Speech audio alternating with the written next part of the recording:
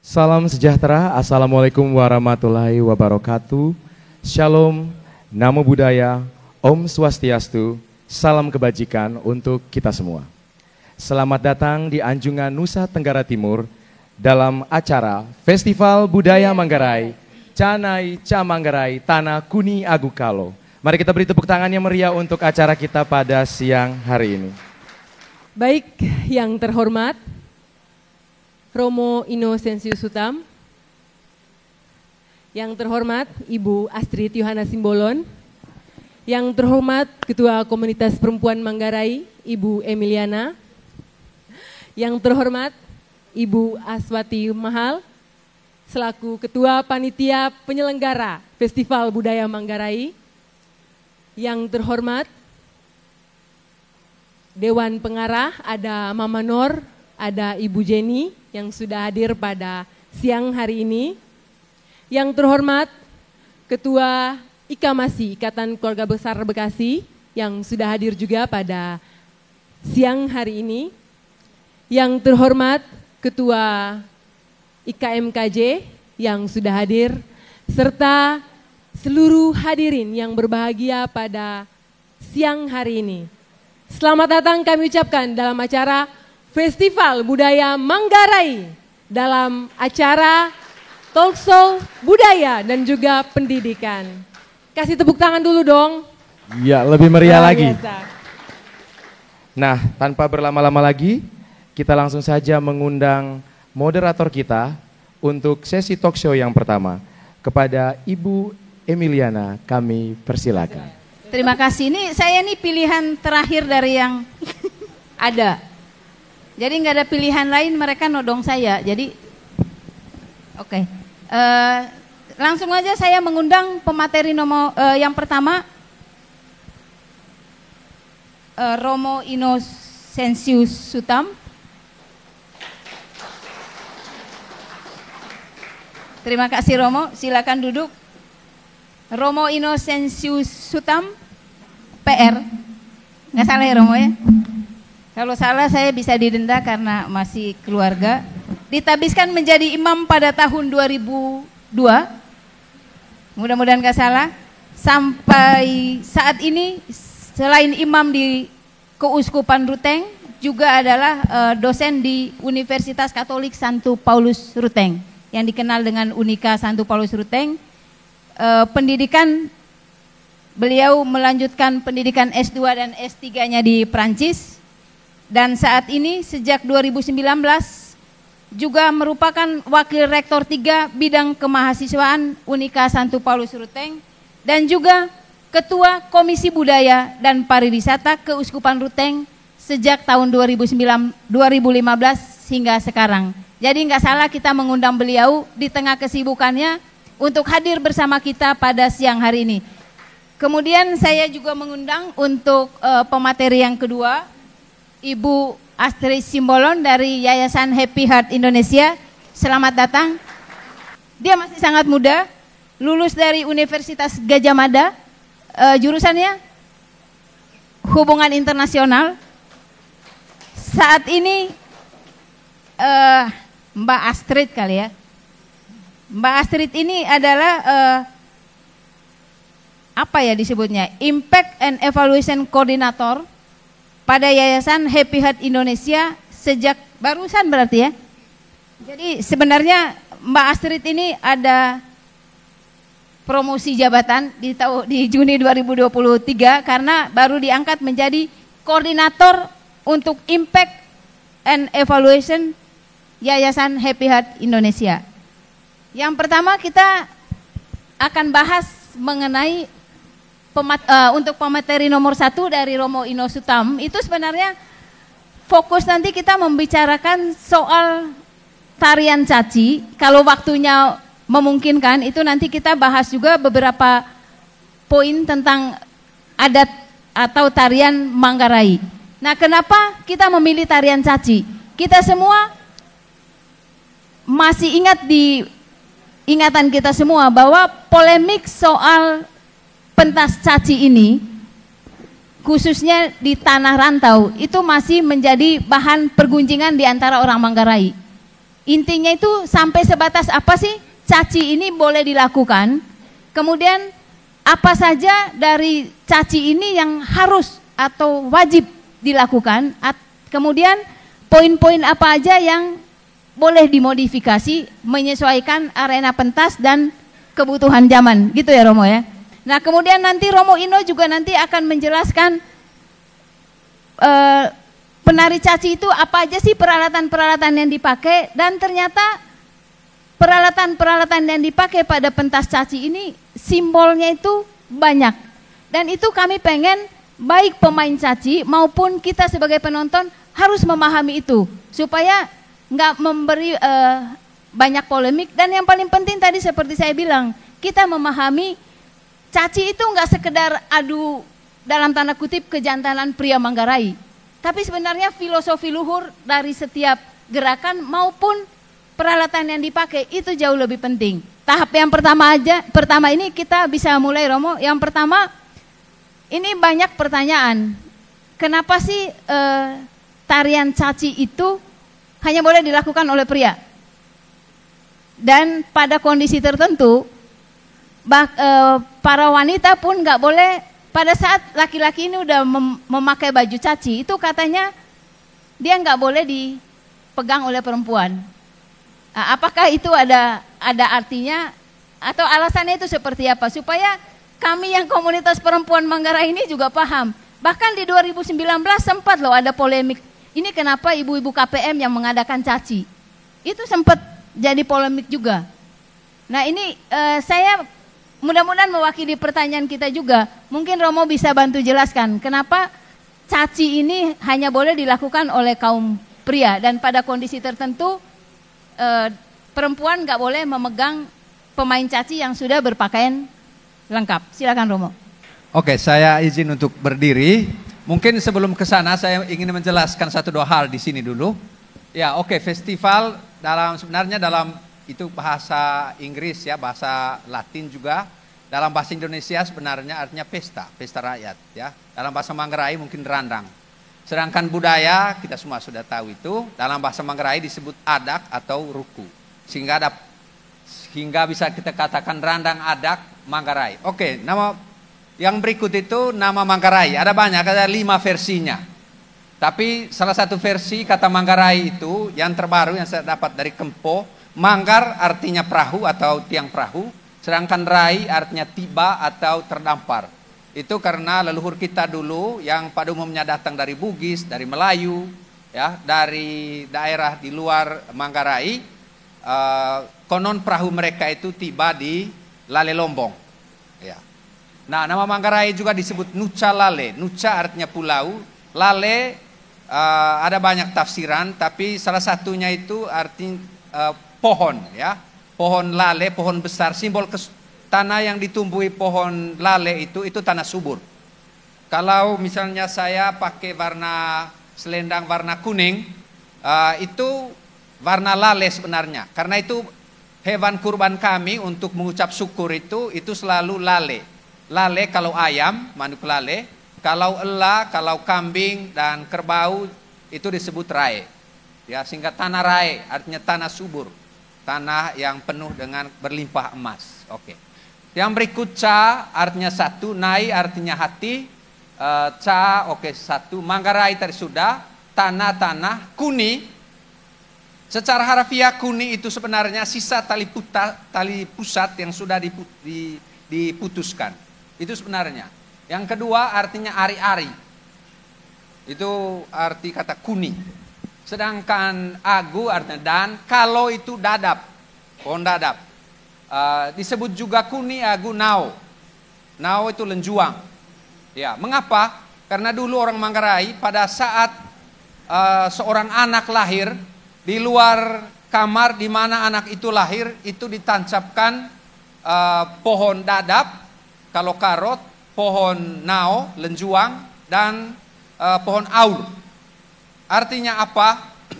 Ketika tali pusat itu terlepas, dia harus atau ari-ari, dulu biasanya harus digantung di kayu pohon dadap itu, 3 kayu itu, paling kurang 2 jam begitu. Itu sebelum mungkin di apa-apakan di yang lain. Ya, artinya apa? Orang Manggarai katakan, dulu ketika Anda sekarang keluar dari Anda rahim ibumu. Ketika Anda ada dalam rahim ibumu, kamu hidup dari plasenta ibu, plasenta yang mengalirkan kehidupan dari ibumu sendiri. Nah, sekarang Anda keluar dari sana, dan pada saat tali pusat itu dipotong, dulu menggunakan 5 sembilu. Sembilu pertama sampai keempat itu hanya lewat saja. Itu 5/5 jari ini. Sembilu pertama simbol relasi kita dengan semua saudara yang manusia yang ada di dunia. Yang ini simbol relasi dengan sahabat, kenalan, ACKLLSBO. Yang ini simbol relasi dengan diri, dengan suami, istri, anak-anak. Yang ini simbol relasi dengan adik kakak yang dekat dan juga dengan anak bina. Yang ini simbol relasi dengan orang tua, anak rona artinya pihak pemberi gadis, dan murid kraeng. Karena itu sembilu yang kelima inilah yang memutuskan tali pusat. Nah, sekarang tali pusat sudah diputuskan. Sekarang Anda masuk ke rahim yang baru, dan simbolnya itu dengan Hajukalo tadi. Karena itu kampung halaman kita itu Kuni Agukalo, berarti rahim yang baru. Ketika ada dalam kandungan ibu, kita hanya menjadi bayi yang pasif saja hidup dari ibu. Tapi ketika keluar, kita sekaligus menjadi bayi yang ada di dalam, sekaligus juga menjadi dinding rahim. Itu kira-kira. Oh ya, di situ juga ada lingko ini, jaring sarang laba-laba. Karena orang Manggarai melihat bahwa alam semesta ini seperti sarang laba-laba raksasa, di mana kita semua dihubungkan satu dengan yang lainnya. Ya, sama dengan rumah itu. Ya. Nah, mengapa mesti sarang laba-laba? Karena dulu konon ketika putra dan murid kraeng saya langsung saja dibunuh, alam semesta ini menurut orang Manggarai datang dari tubuh dari Nabi Alang, yang artinya berkat semesta. Dari hatinya muncul 2 manusia, dari paru-parunya muncul hewan, tapi satu hewan yang unik, yaitu laba-laba, keluar dari tali pusatnya. Karena itu dialah yang mengikat nadi kehidupan. Ya, kira-kira begitu untuk sementara, nanti yang lain gitu. Ya, ini luar biasa, ternyata dari judul ini aja pengembangannya banyak sekali, dan terus terang saya juga baru paham. Terima kasih Romo Ino, ini luar biasa. Kemudian supaya nggak memperpanjang waktu, saya minta nara-naradaku yang sudah berpakaian caci, baju untuk penari caci, mungkin bisa maju, nanti Romo menjelaskan lebih dengan jelas, dengan detail, apa sih makna dari alat-alat yang digunakan.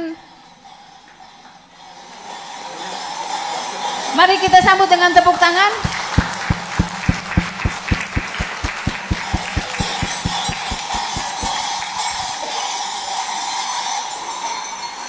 Kalau Romo Ino boleh salaman, kalau saya nggak boleh, jadi silakan. Romo. Baik, terima kasih banyak. Saya mulai dari yang paling fundamental. Ya, mengapa misalnya tidak boleh perempuan? Tadi kita sebut Kuni Agukalo, ya. Nah, sebenarnya dalam permainan caci ini ada banyak sebenarnya teori, tapi satu intinya. Ini namanya giling, perisai. Ini adalah simbol bumi. Ini simbol bumi. Sedangkan yang ini,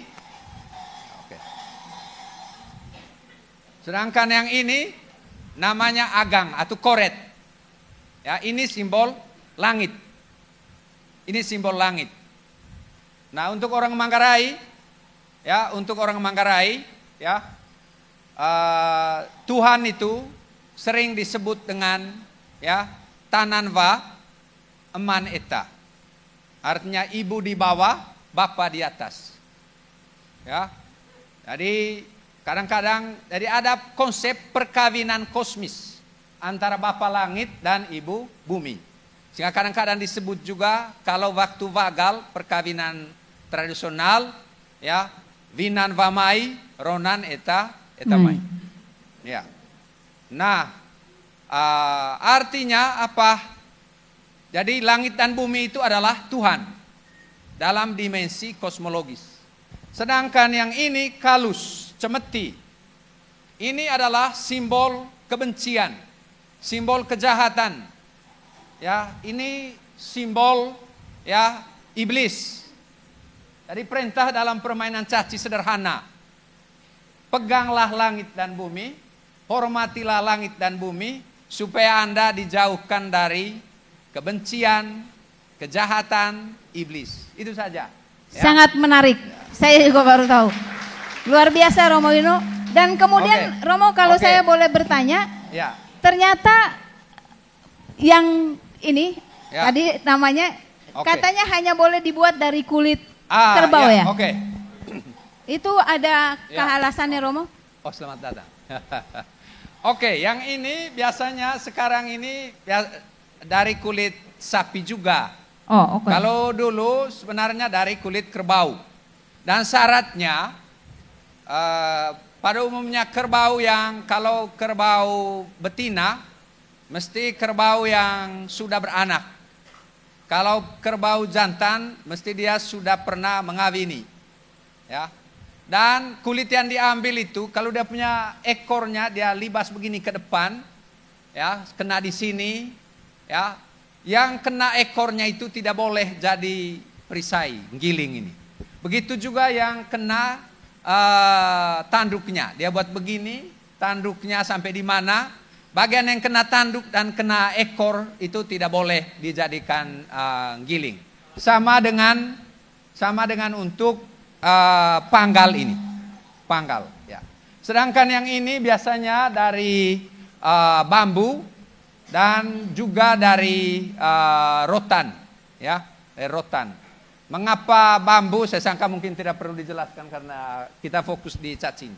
Terima kasih. Itu saja. Luar dari biasa. sini kita tahu bahwa sebenarnya kesakralitas dari caci itu ya seperti itu karena mereka ini walaupun memang ya kita tahu ada juga dimensi-dimensi apanya, mereka ini sebenarnya sedang berada dalam ya persatuan dengan ibu bumi macam itu. Jadi tidak boleh dulu dipegang oleh perempuan yang lain karena kita lihat nanti persyaratan-persyaratan berkaitan dengan itu. Ya. Terima kasih Romo, luar biasa. Kita banyak mendapat. Kenapa hanya boleh laki-laki? Oke, ini memang ini ada versi banyak sekali ya. Sebenarnya laki-laki yang hadir dalam permainan caci juga dengan dia berpakaian ya seperti ini, dia mewakili perempuan juga dalam dirinya. Itu sebenarnya. Mengapa laki-laki? Karena memang ya ada teori yang mengatakan ini sebenarnya sublimasi dari tarian perang sebenarnya, dari perang yang sesungguhnya. Karena alat yang sama ini dipakai juga untuk perang sebenarnya. Ya, untuk perang. Itu kira-kira. Jadi ada istilah laki pangkarami. Codo Rangga Pomo, artinya laki-laki yang melindungi, ya, sedangkan perempuan juga melindungi. Sebenarnya perempuan bukan tidak mempunyai peran, tapi karena perempuan itu dia memang menjadi penjaga pintu belakang kalau ada musuh yang serang dari belakang. Sehingga dikatakan laki pangkarami di bagian depan, Codo Rangga Pomo berarti dia di bagian belakang. Kira-kira begitu. Terima kasih Romo. Ini banyak menjawab polemik kenapa caci hanya boleh laki-laki, kemudian pada kondisi tertentu pemain caci yang sudah berpakaian lengkap seperti ini tidak boleh disentuh oleh perempuan. Nah kemudian Romo, ini kan yang menjadi polemik juga adalah seperti ini. Pada tataran seperti apa sih pentas caci ini boleh dilakukan? Karena kalau kita mengikuti aturan permainan caci yang menurut Manggarai yang aslinya, itu seolah-olah caci ini nggak bisa kita lakukan pentas di manapun, hanya boleh dilakukan di Manggarai. Dan ini yang membuat banyak polemik belakangan ini. Bahkan kalau nggak salah terakhir pada saat pemilihan finalis putri Indonesia, pada saat itu ACKE dari IKMKJ itu menampilkan tarian caci. Dan itu banyak menimbulkan polemik di tengah masyarakat, khususnya masyarakat Manggarai. Jadi mungkin Romo bisa bantu jelaskan apa sih dari caci ini yang sebenarnya boleh dimodifikasi dalam arti menyesuaikan dengan tempat pentas, arena pentas, dan juga adat adaptif terhadap kemajuan zaman dan apa-apa saja yang wajib harus ada dan nggak boleh tidak dilakukan. Silakan Romo. Oke, baik. Yang pertama sekali caci ini budaya ya, dan budaya itu dia berkembang terus. Kalau kita mengikut teorinya, misalnya ya, ada masyarakat kita itu tahap-tahapnya masyarakat pramu, masyarakat yang dekat dengan hewan, peternak, pemburu. Yang ketiga ini masyarakat petani, keempat masyarakat pengrajin, dan kelima industri. Di industri juga Anda tahu mulai industri 1.0 sampai 4.0 dan seterusnya. Artinya budaya itu berkembang terus. Nah, caci ini itu persis muncul pada orang katakan budaya pramodern. Persisnya di tahap yang ketiga tadi, masyarakat petani. Sementara itu orang Manggarai dan orang-orang kita di Indonesia, mereka bukan petani lagi. Jadi itu tidak, menurut saya kita caci itu mesti berkembang. Karena itu dalam konsep saya pada saat ada polemik caci itu dan kami sempat diskusi via Zoom pada saat itu, saya katakan begini, budaya kita ini, pengembangan budaya kita dalam konteks secara keseluruhan, orang Manggarai sendiri selalu saya kadang-kadang kecewa juga karena saya pikir bahwa ini termasuk cara berpikir radikal, radikalisme kultural, seolah-olah tidak boleh diubah. Padahal problemnya adalah orang yang berbicara itu bukan tinggal di Manggarai, bukan bekerja sebagai petani, setiap hari tidak pakai pakaian Manggarai, makanannya juga bukan makanan Manggarai, lalu tapi dia untuk hal yang satu ini caci, dia mati-matian supaya harus macam ini. Saya sedikit agak kecewa dengan yang itu, sehingga saya tempo hari katakan, dan kadang-kadang orang macam itu bukan orang yang tinggal di Manggarai, tapi tinggal di luar Manggarai. Dan saya bertanya dalam WA pribadi, Nekarabo, itu tiap hari bahasa Manggarai? Tidak. Kerja di kebun? Tidak. Lalu kenapa sampai kalau begitu Anda pulang ke sini? Ya, menurut saya itu tidak boleh berpikir itu dulu. Dari mindset. Jadi sekarang saya hanya takut bahwa ada semacam cara berpikir radikal terhadap budaya, sama seperti agama. Jadi kalau kita budaya itu seperti manusia. Kalau kita sudah berumur 17 tahun, tidak mungkin pakai lagi celana pada saat kita umur 5 tahun. Ya, seperti itu, ukuran moral, ukuran sosial, dan seterusnya. Karena itu saya memberikan 3 konsep dasar, yaitu saya sebut formatilisasi, yaitu mengikuti format dasar. Ada memang caci yang dibuat di kampung, mengikuti seluruh aturan itu. Tapi ada transformasi. Misalnya kita besok main caci di sini, boleh. Itu termasuk kategori transformasi. Karena tempatnya berubah, ya, suasana secara keseluruhan berubah, kita tidak ada berkaitan dengan ritus lagi. Ya, ini namanya caci labar, ya. Lalu ada transubstansi. Misalnya dibuat oleh Putri tempo hari Putri Indonesia. Saya, ya, Putri Indonesia, termasuk transubstansi. Kalau ada orang Manggarai, ya, tinggal di Amerika dan dia harus mengambil sedikit gaya panggal dan apa untuk bajunya, mengapa tidak? Ya, jadi menurut saya ini pikiran kita mesti didiskusi banyak. Jangan hanya katakan oh ya ini sakral dan apa dan lain-lain. Kita tidak hidup dari dunia sakral, itu selalu harus berjalan beriringan dengan dunia sekular. Ya, karena dari situ kita bisa hidup. Begitu sih. Terima kasih Romo. Boleh mau bertanya? Oh, silakan. Boleh. Mungkin saya jelaskan satu dulu. Oh, silakan. Oke. Satu. Baik. Ya, yang ini namanya lalong deki ya. Jadi ini deki. Ini simbol kejantanan. Ini sama dengan ekor ayam sebenarnya ya. Yang ini di bawah ini gorong. Ya. Itu berat sekali ya Romo. Memang ini tidak dibuat di Manggarai. Tapi ingat juga bahwa leluhur orang Manggarai pada umumnya ada yang datang dari Jawa, dari Melayu, dari Bugis, Makassar. Ya. Nah, ini ada 2 jenis. Ini namanya gorong pakka, ada atau gorong velu, ya, giring-giring kemiri karena bentuknya seperti kemiri. Sedangkan ada satunya itu tidak ada. Ada gorong pakka yang macam corong itu tidak ada di sini. Ini sebenarnya ya. Itu melambangkan sebenarnya satu ya, terus saja dari segi seni ini memang bunyinya akan ya, menghidupkan suasana, suasana. Tetapi juga simbol kejantanan. Misalnya tadi dia buat begini, itu ya memanggil lawannya dan lain-lain. Nah, jadi nggak asal bergerak. Tubirapa simbol ya kejantanan. Ini tadi namanya panggal, ya ada panggal di sini, pelindung kepala. Lalu ini sapu, destar, sesangka ini pelindung, ya. Ya, ini untuk menutupi muka. Lalu di sini dia ada 3 di sini. Ini simbol sebenarnya orang Manggarai katakan telu likang puu, 3 tungku dasar, yaitu ACKE, adik kakak, anak Vina, yaitu kita keluarga sebagai penerima gadis, dan anak Rona sebagai ya pemberi gadis. Ada 3 ini, dan kita bisa kembangkan. Yang ini namanya ambu. Ambu ini biasanya dari kulit, dari bulu kambing. Yang ini ambu. Ya. Sedangkan keseluruhan yang ini ikatan ini namakan tangge. Ya, tangge. Yang ini secara keseluruhan disebut sapang. Ini sapang. Ini ke bawah itu tudang. Ini tudang. Ya, itu tudang simbol sebenarnya parang ya, keberanian. Sedangkan ya yang ini sapu tangan, ini sebenarnya simbol sama dengan ini ya.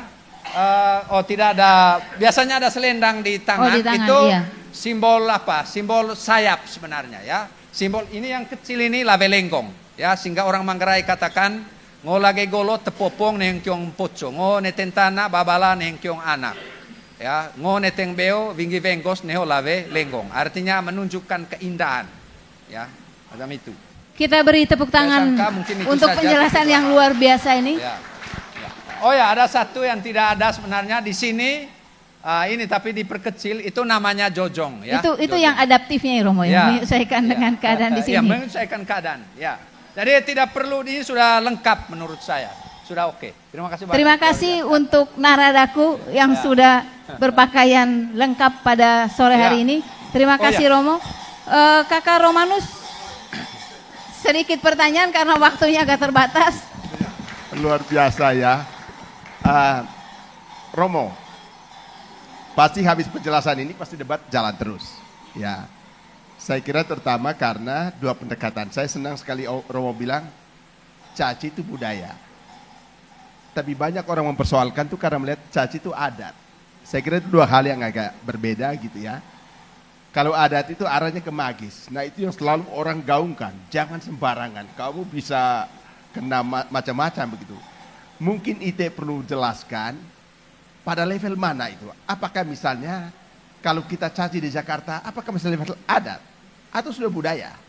Kalau misalnya itu terkait dengan Manggarai sebagai tanah lahirnya caci ini, barangkali kita bisa pertahankan itu adat. Tapi kalau sudah di luar itu, mungkin coba perlu dijelaskan supaya tidak debat terus begitu. Itu aja. Terima kasih. Terima kasih Kak Romanus. Silakan Baik, Pak Roman, banyak orang membedakan antara adat, custom, ya, dan budaya, ya, yang ya dari kata ya budi dan daya itu. Saya berpikir bahwa yang paling luas itu konsep budaya. Jadi kalau misalnya dalam undang-undang tentang kebudayaan, pemajuan kebudayaan nomor 5 2017.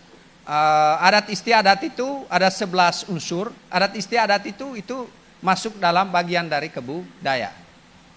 Jadi menurut saya itu tidak relevan lagi. Sedangkan budaya itu memang dia 2 dimensinya. Ada dimensi kerja, kegiatan sosial, ada dimensi religius. Sesuai dengan misalnya kalau di kata konsep Latin sangat jelas, kata colere yang artinya mengolah, menurunkan 2 kata, yaitu kata kultura artinya budaya, dan kata kultus yang artinya ritus, berdoa. Dan memang orang-orang kita yang budaya pra-modern biasanya kerja untuk kita orang Manggarai, kalender kita itu memang sesuai, dia kerja ini maka ritusnya ini, dia kerja ini ritusnya ini, kerja ini sampai pada yang paling akhir. Jadi menurut saya sebenarnya pembedaan macam itu tidak terlalu relevan ya. Nah, sekarang saya melihat bahwa kalau sekarang penghayatan caci itu yang pertama dulu begini, di Manggarai itu bukan hanya satu konsep tentang caci ya, karena konsep orang Manggarai Timur, Manggarai Tengah, Manggarai Barat memang agak berbeda. Kalau Manggarai Tengah bagian selatan misalnya kami, memang caci itu adalah perang, karena zaman dulu orang yang caci adalah juga prajurit dari satu kampung itu. Begitu. Kira-kira begitu Pak Roman. Terima kasih, kita berikan tepuk tangan untuk penjelasan dari Romo Ino. Nanti saya akan berikan kesempatan closing statement dari Romo Ino, tapi untuk sementara karena keterbatasan waktu, ini banyak hal yang menarik, tapi intinya dalam keterbatasan waktu kita ini tadi, beberapa polemik yang inti soal caci ini, saya rasa, saya yakin udah dijawab oleh Romo Ino, dan banyak hal menarik soal budaya Manggarai ini dan kita bisa lakukan di session berikutnya yang lebih longgar waktunya. Jadi sebelum nanti kita ke closing statement dari Romo Ino, saya masuk ke pembicara yang kedua dari Yayasan Happy Heart Indonesia. Kali ini membawa tema pendidikan, membangun akses pendidikan yang secara berkelanjutan. Itu nanti kenapa bicara pendidikan yang berkelanjutan nanti akan dijelaskan oleh Mbak Astrid. Nah, kemudian Yayasan Happy Heart Indonesia ini kenapa kami tertarik untuk bekerja sama dengan Happy Heart Indonesia, karena mereka ini banyak sekali membantu pendidikan di Indonesia, dan kalau saya lihat di daerah Nusa Tenggara Timur sangat banyak, tapi di Manggarai belum. Tapi mereka fokus untuk pendidikan dalam konteks prasarana, pembangunan atau perbaikan gedung-gedung sekolah. Tapi tidak sebatas itu, mereka juga mengedukasi bagaimana para pendidik kita di sana itu juga bisa mempunyai jiwa entrepreneurship supaya bisa menciptakan manfaat ekonomi dan bisa menjaga kelanjutan dari gedung sekolah. Kepada Mbak Astrid kita persilakan. Mari kita beri tepuk tangan dulu, silakan. Selamat siang menjelang sore Bapak Ibu, Selamat siang. adik kakak, ini menyerupakan suatu kehormatan bagi kami tim Happy Heart sudah diundang oleh panitia. Acaranya luar biasa, saya terharu karena komunitas Manggarai Jakarta ini bisa mengadakan event yang luar biasa di tempat yang luar biasa juga. Ada pepatah, jika tidak kenal maka belum sayang. Jadi selain mengenalkan diri saya, izinkan saya untuk mewakilkan tempat saya bekerja, yaitu Happy Hearts Indonesia. Hari ini fokusnya sesuai dengan yang Ibu moderator kita yang luar biasa sudah jelaskan. Saya mau mencoba menceritakan pengalaman, pelajaran, tantangan yang kita hadapi selama membangun akses ke pendidikan yang lebih merata di beberapa daerah di Indonesia dan khususnya di NTT. Oh baik, boleh. Sebelum saya berbicara mungkin kita boleh menonton satu video pendek. Hal ini membahayakan lingkungan, kesehatan, dan kehidupan satwa liar. Happy Hearts Indonesia dan Block Solution berkolaborasi untuk menciptakan Block School yang ramah lingkungan dan terbuat dari bahan daur ulang limbah plastik. Setiap satu sekolah yang dibangun kembali setara dengan 1 hingga 2 ton sampah plastik. Ruang kelas dibangun lebih efisien dan hemat biaya dibandingkan dengan bahan konvensional lainnya. Blok yang digunakan pun tahan lama, tahan gempa, dan 100 kali lebih ringan dari beton. Block School memenuhi 11 SDG atau Sustainable Development Goals dari PBB, mencakup lingkungan, iklim, dan pendidikan. Bergabunglah dengan kami membangun kembali sekolah ramah lingkungan dan berikan dampak positif bagi lingkungan dan pendidikan di Indonesia. Ya, terima kasih Kak. Sebenarnya saya mau menjelaskan lebih detail lagi terkait program barusan terkait sekolah lebih ramah lingkungan. Tapi boleh ke slide yang selanjutnya dulu, Kak. Mungkin sedikit tentang, boleh lanjut juga. Di sini saya menceritakan tentang kenapa sih pendidikan itu penting. Sebenarnya saya percaya kita semua sudah sangat setuju pendidikan itu penting dan itu menjadi hak bagi tiap anak di Indonesia. Namun sayangnya realitasnya adalah banyak sekali yang menjadi tantangan hingga belum semua anak-anak mendapatkan gedung sekolah yang aman dan nyaman, dan guru-guru juga belum sesejahtera yang mereka perlukan agar lebih kompeten. Kami merupakan suatu organisasi nirlaba, jadi fokusnya membangun kembali sekolah-sekolah Bapak Ibu di daerah mana saja sih sebenarnya yang terdampak dari bencana alam maupun kemiskinan. Sejauh ini puji Tuhan berkat kolaborasi, bantuan donatur kita, orang-orang yang baik hati, kita boleh membangun lebih dari 300 sekolah. Kita tepuk tangan untuk Yayasan Happy Heart Indonesia, ini luar biasa ya Bu pencapaiannya. Mudah-mudahan nanti berikutnya di Manggarai.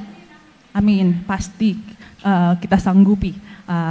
Lalu kita tidak hanya melengkapi gedung itu dengan perabotan dalam ruangan, permainan edukasi, fasilitas sanitasi, tapi kita juga ada yang namanya bimbingan kepada guru-guru selama 5 tahun. Nanti juga saya bantu jelaskan lagi ke depannya. Jadi untuk kami sih 3 aspek yang memungkinkan agar kualitas pendidikan tercapai, ada 3. Yang pertama bangunan sekolah yang tangguh, yang kedua fasilitas yang memadai, dan ketiga yang barusan saya jelaskan, program pelatihan agar bisa lebih berkembang dan mandiri pada akhirnya. Boleh lanjut? Mungkin saya mau langsung ke slide selanjutnya, kita bisa menjelaskan kurang lebih dari diagram ini. Jika di next terus Kak, basically satu pembangunan sekolah akan melalui proses komprehensif seperti ini, mulai dari identifikasi sekolah, kita bekerja sama dengan komunitas lokal, dinas pendidikan di daerah tersebut, lalu jika sudah dapat informasi sekolah, kenalan dengan guru-guru, kita menggalang dana. Caranya gimana? Ada banyak sekali. Pertama, ada skema bantuan dari perusahaan, banyak juga komunitas luar biasa yang membantu menggalang dana, bahkan anak-anak muda.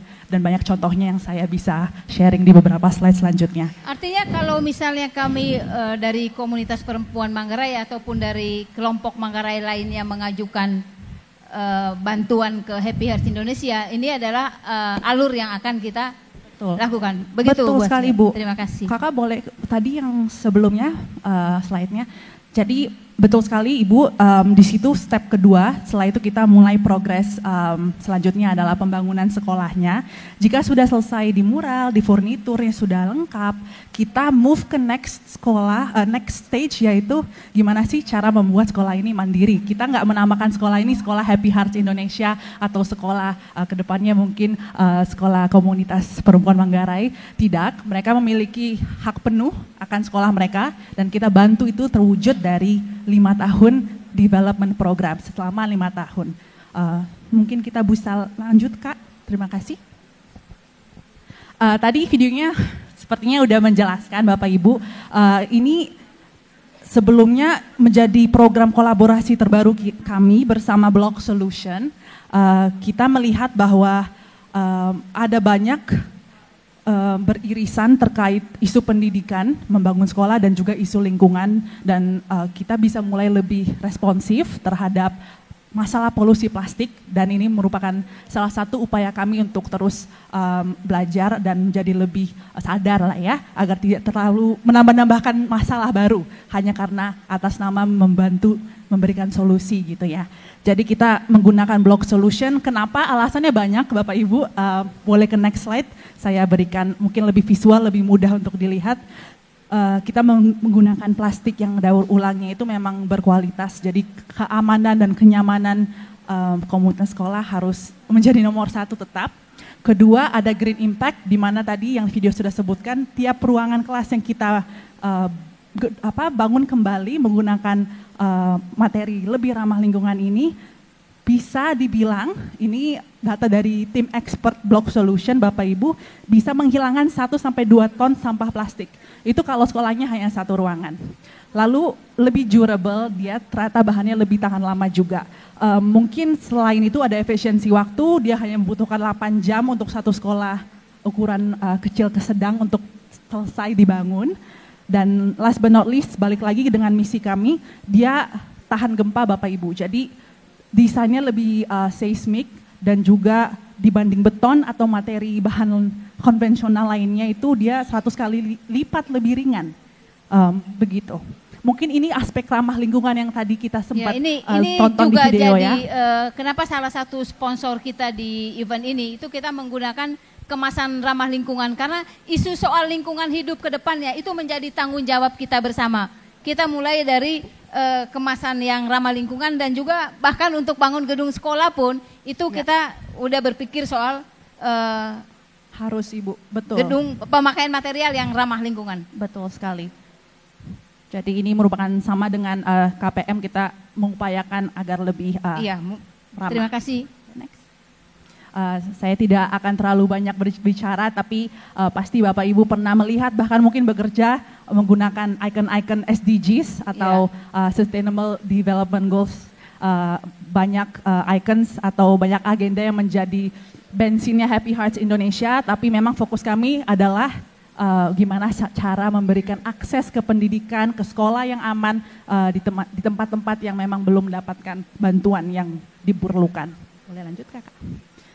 Sedikit gambaran saja, lagi-lagi saya tidak bermaksud untuk kata anak sekarang itu flexing atau bergaya-gaya. Ini adalah hasil kolaborasi kami. Kita tidak mungkin bisa sampai di titik ini tanpa bantuan dari partner-partner kami. Jadi masih banyak PR juga ya Bapak Ibu, kalau bisa dilihat dari map masih banyak yang kosong dan pasti kita harus suatu hari masuk ke Manggarai. Harapan kami juga ya. Amin. Kita bisa berkolaborasi juga suatu hari. Artinya sampai saat ini sejak berdiri udah 300 bangunan sekolah yang dibangun. Mari kita tepuk tangan untuk Yayasan Happy Heart Indonesia.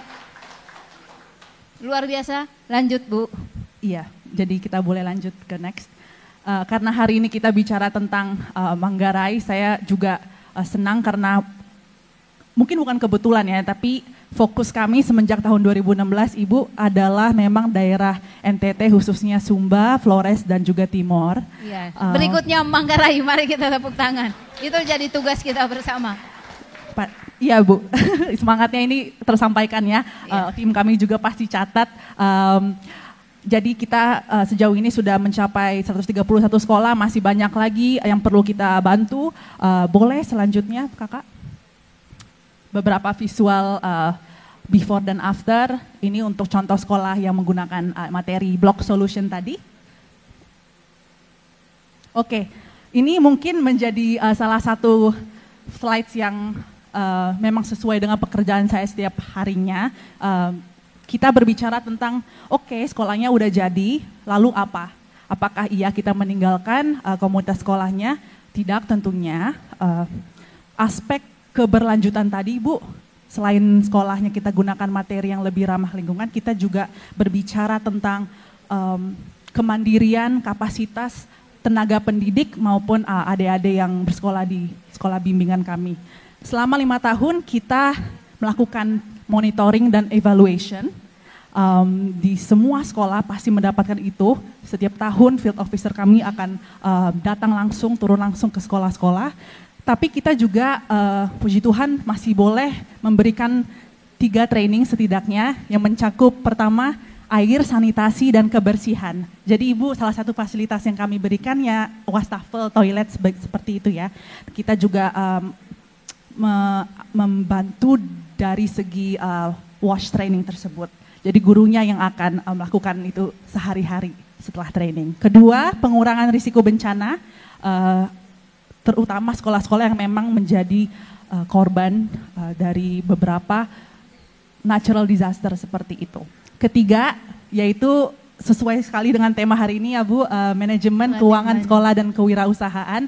Saya sengaja buat lebih besar gambarnya karena di beberapa slide selanjutnya saya akan menceritakan lebih dalam lagi. Dan ada success story dari sekolah-sekolah yang kami bimbing, kami training yang luar biasa inspiratif. Saya mau bercerita juga mewakilkan mereka. Oke, pertama-tama kenapa ya Happy Heart sampai bisa menghadirkan training ini? Apakah hanya karena feeling saja lagi trending entrepreneurship di mana-mana, kita masukkan juga deh di sekolah-sekolah di NTT gitu. Iya dan enggak ya. Tentunya ada data yang menunjukkan bahwa kita perlu melakukan ini, perlu bantu lebih. Yang pertama, kita temukan bahwa banyak sekali sekolah yang tidak memiliki komite sekolah. Dan pun kalau ada Bapak Ibu, fungsinya atau perannya itu masih belum optimal karena satu dan lain hal. Ada juga ditemukan di sekolah-sekolah bimbingan kami ketidakmampuan sekolah dalam merancang kegiatan pembelajaran, memelihara gedung dan menyediakan fasilitas belajar bukan karena tidak mau, tapi memang dari anggaran BOS, BOP saja masih belum mencukupi.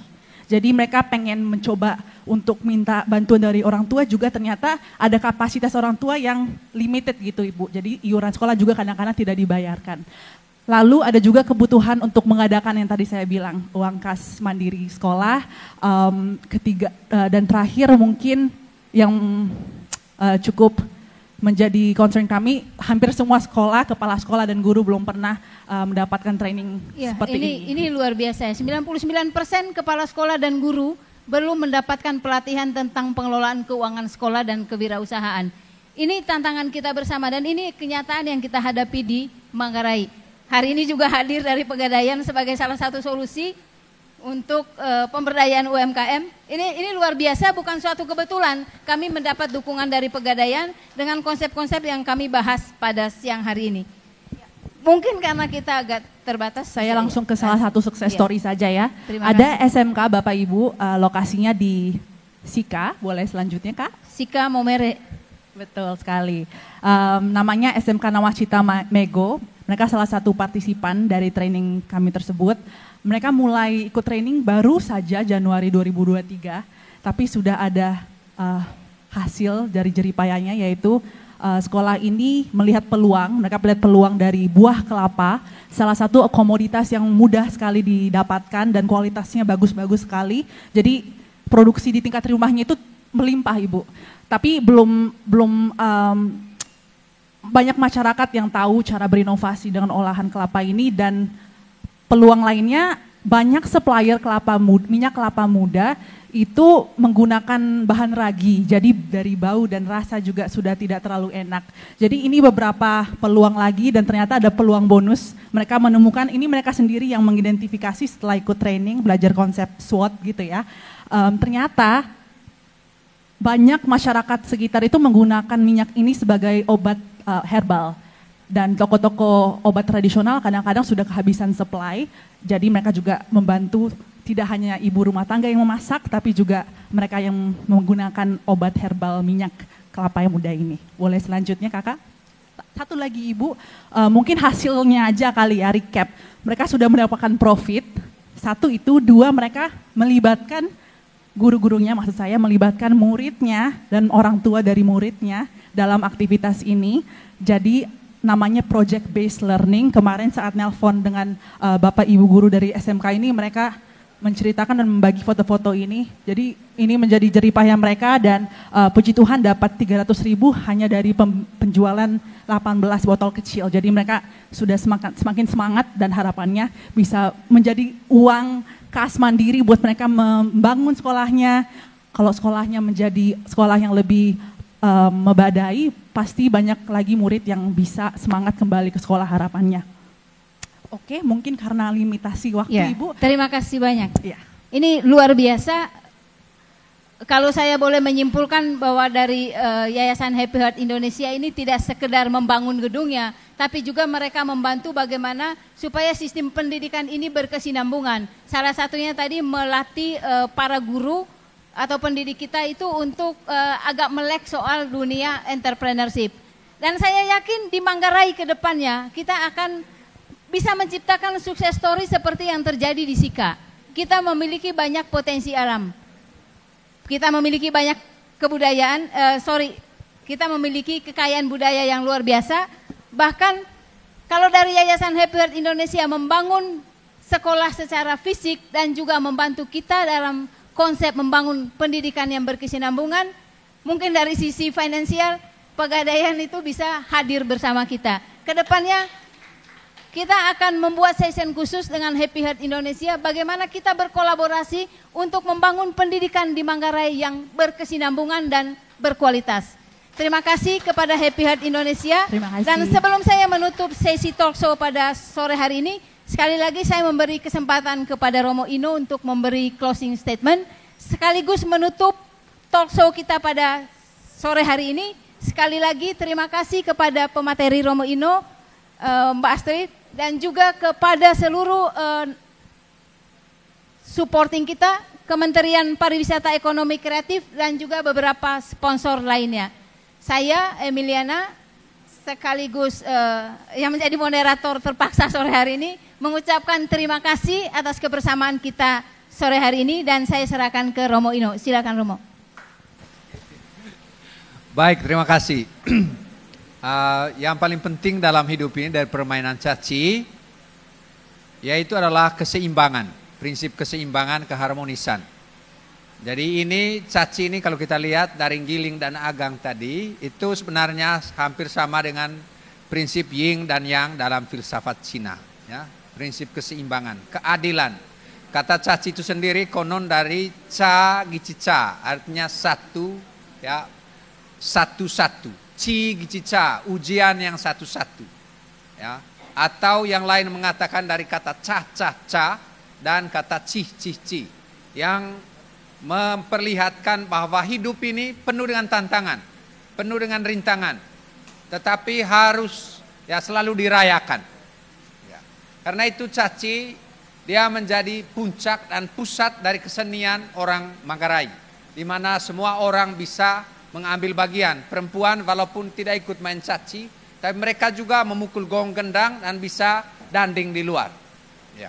Lalu kemudian tentu saja caci ini punya banyak dimensi pribadi, ya, personal, ya, karena dia harus mengenal dirinya, dimensi sosial, karena memang ini teater kehidupan sosial, dimensi ekologis tadi, bagus sekali tadi, ya, karena memang untuk orang Manggarai, ya, kita punya badan ini, ya, kosmos itu, alam itu ada dalam hidup kita, ya, dan kemudian nilai historis, karena ini kita telah mendapat dari leluhur kita dan akan diteruskan. Sehingga di sini selalu orang katakan harus selalu ada refleksi yang retrospektif, melihat masa lalu. Dan dengan itu kita menjadi gembala tradisi kita. Harus masuk pada zaman yang sekarang, ya, sehingga kita betul menjadi guru di masa kini dan bagaimana membawa caci ini ke masa depan. Cermin prospektif, proyektif, sehingga kita menjadi nabi di masa depan. Dan kemudian bagaimana caci ini sungguh menjadi bagian dari kasana budaya Indonesia. Dia dapat berjumpa dengan budaya lain, ya, tadi dengan, ya, Mbak Astri, ya, sehingga kita betul-betul bisa menjadi 100% orang Indonesia, 100% orang Manggarai, 100% ya warga dunia. Sehingga ada gelokalisasi di mana kita secara internal, ya, mendalami nilai-nilai kemanggaraian kita, tetapi juga ada globalisasi di mana kita keluar bagaimana menenun, ya, Manggarai, ya, dengan benang-benang Indonesia, dan bagaimana merajut Indonesia dari benang-benang kehidupan Manggarai. Sekian dan terima kasih.